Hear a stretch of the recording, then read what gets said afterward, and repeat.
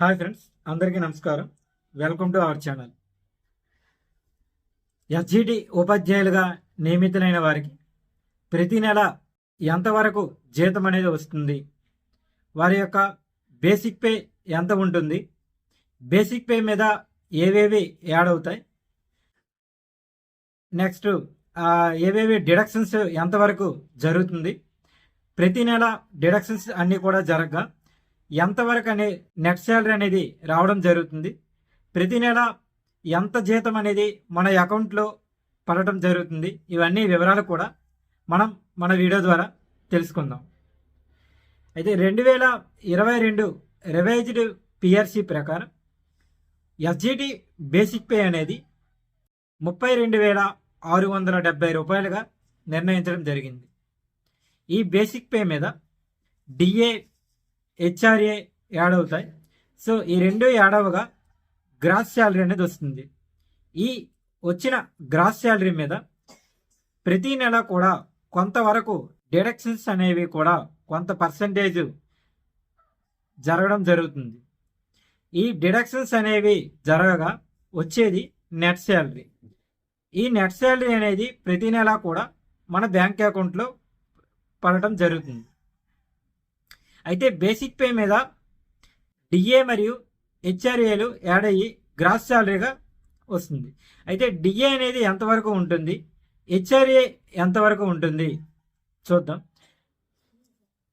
ప్రతి నెల కూడా డిఏ అనేది బేసిక్ శాలరీ మీద 33.67% వరకు యాడ్ అవ్వడం జరుగుతుంది.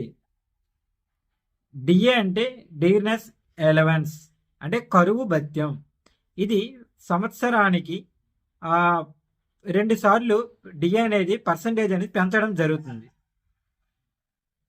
ప్రస్తుతం ప్రభుత్వం అనేది 4 డిఏల వరకు బకాయిలు ఉండడం జరిగింది. సో ఈ 4 డిఏలు కూడా కలిస్తే శాలరీ అనేది ఎక్కువగా అవ్వడం జరుగుతుంది. అయితే ప్రజెంట్ 33.67% అనేది డిఏగా ఉంది.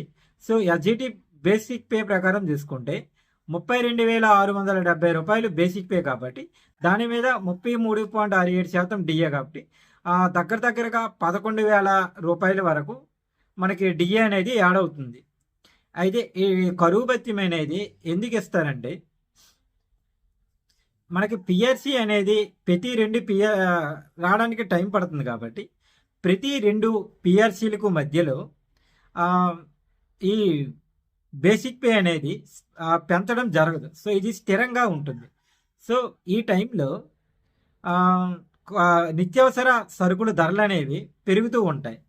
బేసిక్ పేలో ఎటువంటి మార్పు ఉండదు కాబట్టి నిత్యావసర సరుకుల ధరలు పెరుగుతూ ఉంటాయి కాబట్టి ఈ బేసిక్ పేలో దాని వాల్యూ అనేది తగ్గకుండా ఉండడం కోసం డిఏ అనేది ఇవ్వడం జరుగుతుంది. అయితే ప్రతి సంవత్సరం కూడా జనవరి నుంచి July, next July to October, ఈ రెండిట్లో జూలై మరియు డిసెంబర్ మధ్య మనకి 2 డిఏలు అనేవి ఇవ్వడం జరుగుతుంది. సో జనవరి టు జూలై మధ్యలో ఒకసారి, జూలై టు డిసెంబర్ రెండోసారి. సో సంవత్సరానికి 2 సార్లు అనేది మనకు డిఏ అనేది ఇవ్వడం జరుగుతుంది. అయితే ఎస్జిటి బేసిక్ ప్రకారం మనకి ఇక్కడ 11,000 వరకు డిఏ అనేది రావడం జరుగుతుంది. Next HRA, house rent allowance. ఒక గవర్నమెంట్ ఉద్యోగి ఎక్కడైతే ఉద్యోగం చేస్తున్నారో ఆ ప్రాంతంలో స్థానికంగా నివాసం అనేది ఉండాలి. సో అక్కడ సొంతంగా ఇల్లు ఉండదు కాబట్టి ఇల్లు అనేది అద్దెకు తీసుకొని ఉండవలసి వస్తుంది. కాబట్టి ప్రభుత్వం అనేది తన వంతుగా హెచ్ఆర్ఏ అనేది, హౌస్ రెంట్ అనేది ఇవ్వడం జరుగుతుంది. ఇది మన బేసిక్ పేలో కొంత పర్సంటేజ్ వరకు హెచ్ఆర్ఏ అనేది ఇస్తారు. అయితే ఇదేంటంటే ఆ యొక్క ప్రాంతాన్ని బేస్ చేసుకొని 10%, 12%, 16%, 20%, 30%గా వివిధ స్లాబ్స్ అనేవి ఉన్నాయి. అయితే 30% అనేది పెద్ద అంటే రాజధాని నగరంలో 30% అనేది ఇవ్వడం జరుగుతుంది. మహానగరాలలో 20% అనేది ఇవ్వడం జరుగుతుంది. గ్రామీణ ప్రాంతాల్లో లీస్ట్గా 10% వరకు ఇస్తారు. మున్సిపాలిటీ పరిధిలో 16% వరకు హెచ్ఆర్ఏ అనేది చెల్లించడం జరుగుతుంది. ఇక్కడ మనకి 10% లీస్ట్గా తీసుకునే వల్ల 32,670 రూపాయల మీద బేసిక్ మీద 10% 3,267 రూపాయలు అనేది ఇక్కడ మనకి హెచ్ఆర్ఏగా యాడ్ అవ్వడం జరుగుతుంది. సో మొత్తం బేసిక్ పే 32,670 రూపాయలు, డిఏ అనేది 11,000 రూపాయలు, హెచ్ఆర్ఏ అనేది 3,267 రూపాయలు. సో ఈ మూడింటిని టోటల్గా చేస్తే గ్రాస్ శాలరీ అనేది వస్తుంది. సో గ్రాస్ శాలరీ అనేది ఎంతవరకు వస్తుందంటే 46,957 రూపాయలు అనేది గ్రాస్ శాలరీ అనేది ఒక ఎస్జిటి ఉపాధ్యాయుడికి వస్తుంది. ఈ గ్రాస్ శాలరీ మీద వివిధ రకాలైన డిడక్షన్స్ ఉంటాయి. ఈ డిడక్షన్ చేయగా నెట్ శాలరీ అనేది వస్తుంది. అయితే ఏవేవి డిడక్షన్స్ జరుగుతాయి, ఎంతవరకు అమౌంట్ అనేది డిడక్ట్ చేయబడుతుంది చూద్దాం. మొదటగా సిపిఎస్ కంట్రిబ్యూషన్ పెన్షన్ స్కీమ్. ఇది 2004 నుంచి మొదలవడం జరిగింది. 2004కు ముందు వరకు కూడా ఓపీఎస్ అనేది ఉండేది. సో 2004 నుంచి సిపిఎస్ అనేది ప్రభుత్వం అనేది అందుబాటులోకి తీసుకురావడం జరిగింది.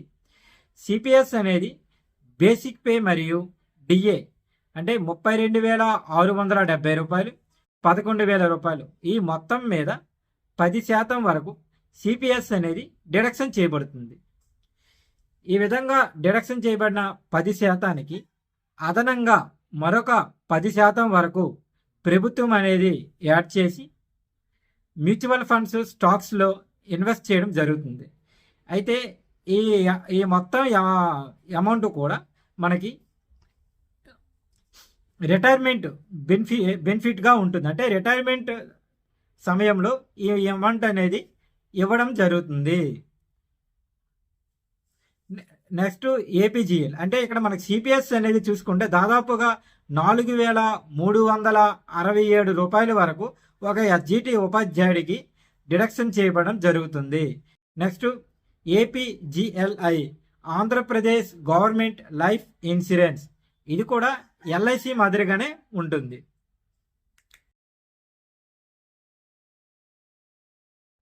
ఎస్జిటి ఉపాధ్యాయుడికి ఏపీజీఎల్ఐ మన బేసిక్ శాలరీ నుంచి 1,000 రూపాయల వరకు దాదాపుగా డిడక్షన్ చేయబడుతుంది. ఈ ఏపీజీఎల్ అనేది కూడా లైఫ్ ఇన్సూరెన్స్ కార్పొరేషన్ ఎల్ఐసి మాదిరిగానే ఉంటుంది. సో బేసిక్ శాలరీలో 8% వరకు గరిష్టంగా మనం ఏపీజీఎల్ కింద డిడక్షన్ అనేది చేసుకోవచ్చు. సో ఎంత ఎక్కువగా డిడక్షన్ పెట్టుకుంటే మనకు వచ్చే బెనిఫిట్స్ కూడా అంత ఎక్కువగా ఉంటాయి. సో మనకి బేసిక్ శాలరీ మీద గరిష్టంగా 8% వరకు డిడక్షన్ అనేది చేసుకోవచ్చు.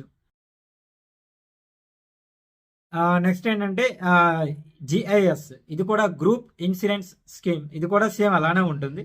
ఇది మనకి 30 రూపాయల వరకు దాదాపుగా డిడక్షన్ చేయబడుతుంది. Next profession tax. ప్రతి గవర్నమెంట్ ఉద్యోగి కూడా గవర్నమెంట్కి వృత్తిరీత్యా పన్ను చెల్లించాలి. సో ప్రతి నెల కూడా మనకు దాదాపుగా 200 రూపాయల వరకు ప్రొఫెషన్ ట్యాక్స్ అనేది చెల్లించడం జరుగుతుంది. అంటే మన గ్రాస్ శాలరీ నుంచి డిడక్షన్ చేయబడుతుంది. Next EHS employee health scheme. ఇది దాదాపుగా ప్రతి నెల కూడా 225 రూపాయలు అనేది మన గ్రాస్ శాలరీ నుంచి డిడక్షన్ చేయబడుతుంది. ఎవరైతే ఉద్యోగం ఉన్నారో వాళ్ళకి, నెక్స్ట్ నామినీకి దీని యొక్క కవరేజ్ అనేది అందడం జరుగుతుంది. దాదాపుగా 5 లక్షల వరకు దీని యొక్క ప్రీమియం అనేది ఉంది.